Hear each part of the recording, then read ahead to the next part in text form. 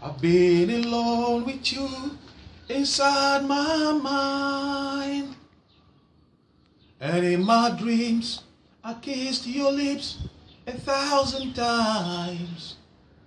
I sometimes see you pass outside my door.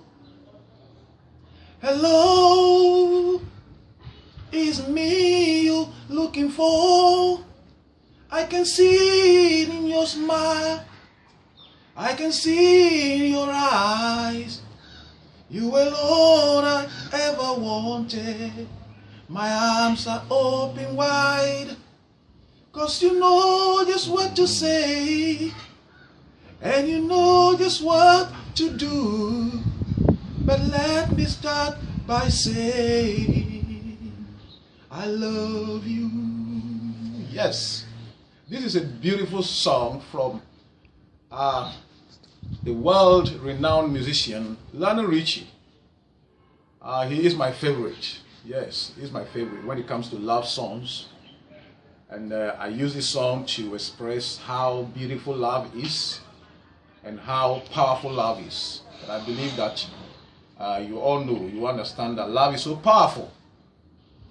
Last week we talked about some points, 8 points on how we can have healthy or quality sex in our marriages. And I believe that sex is a very important aspect of marital life, that when we deny it, we deny the entire institution the happiness that it takes.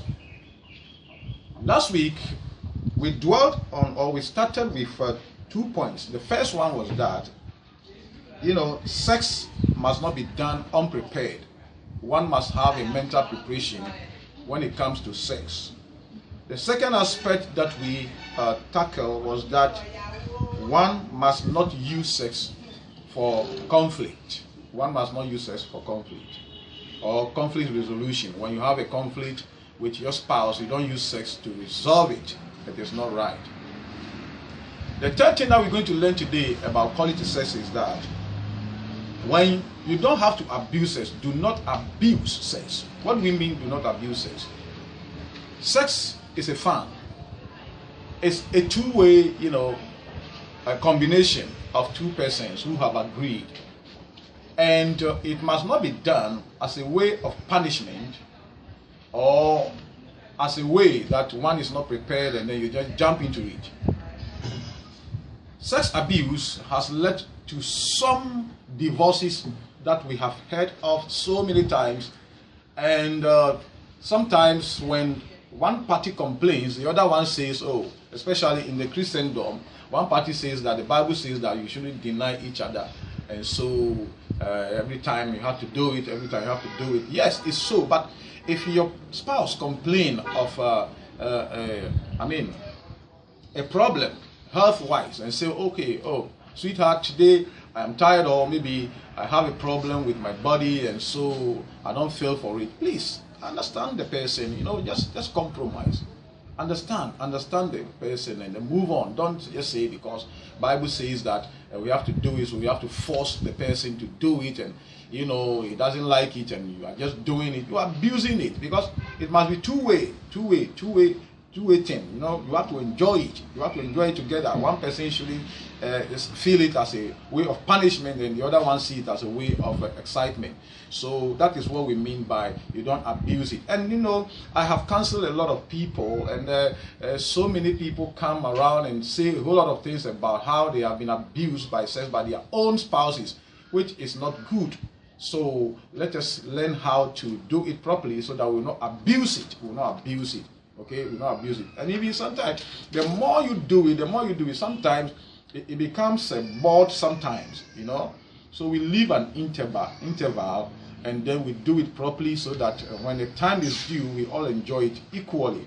And then the fourth aspect is that we have to learn about sex positions, sex position. Sometimes when you speak about some of these things, they say, Pastor, why are you talking about this? Oh, no, I have to talk about it. I'm addressing couple. We are learning how persons can live together in their marriage, and then they find excitement and then serve God well. You understand? So positions in sex is very important. We must learn. We must learn it. Sometimes we look at porn movies and things, and then we say it's not right. Yeah, it's not good to be watching porn movies, but we have sex education materials. We have sex education materials that are certified. You know, that are certified, that a couple can go for or download, and then you can learn sex positions with your spouse, and then it makes the whole act so interesting. You understand? So let us understand this carefully so that we learn it, because we cannot continue to use the same style all the time. Okay, we don't have to use the same style all the time. When that happens, it becomes so boredom, and then, you know, a whole lot of things begin to set in. So we have to learn sex position. It's very, very important. It makes the whole act so enjoyable that you feel like having it again. Okay, so let's understand that. And then the fifth one is that we must wash down before the act. You know, it is good that we always wash down before the act, because, you know, when one wash down, your body is refreshed. Your body is refreshed to be able to, you know, express yourself in a very, very, very nice way. Okay, if we wash, especially the couple, you know, you wash. I'm addressing couple. Okay, wash down. Wash down is very good, because it's a project. You know, sex is a project. So you take time for it. You wash down. You wash down, you apply the necessary, you know, perfume, the necessary cream, you know, you dress yourself well, both the man and the woman. Then when you meet, then you know that you are prepared for it. You understand? I know sometimes passion will drive you to just try to do something so quickly, but that's not what I'm talking about. We take our time, you wash down very well, and then you move on. And then the sixth aspect is that we must empathize with our one another. Let's empathize with one another when it comes to sex. What do I mean by empathy? We put ourselves into each other's shoes. We feel for each other.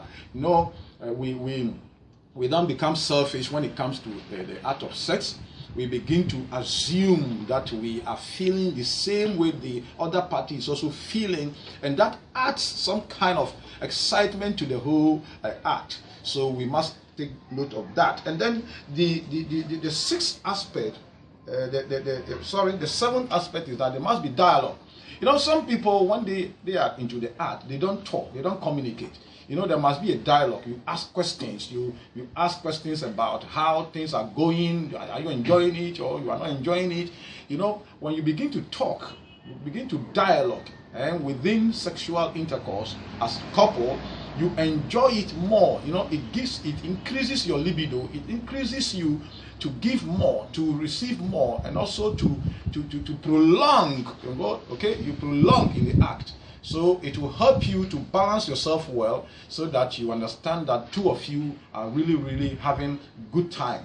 And then the eighth aspect is that we must use, the entire body. We must use the entire body. You know, the ear, the nose, the mouth, the armpits, everywhere. The entire body is very important to use during the act of sex. That is why earlier we learned that we have to wash down very well, because when you wash down very well, every part of the body is clean. So once the Bible says that your body belongs to each other, then you must use the body, because it is very important to use the body when it comes to sex, so that there will be peace in our matrimonial home. So today we have learned a lot, and I believe that you have learned something great from this lesson. And I would like you to share this video with a friend, so that they can also learn this. There are a lot of people, a lot of counselors out there that you can contact them with materials that will help you, so that your marriage will become an interesting one. The Lord bless you and keep you. And I want to say that this material is not suitable for persons under 18. So when you are watching it, please be cautious that you don't watch it with persons who are under 18, since it can damage their lifestyle. So God bless you, and I'll come your way again. And I continue to introduce my book to you, Behind the Marriage Vow. It's a wonderful book that you need to read and understand some of these things that we are teaching. God bless you, and I'll come your way again. Shalom, shalom.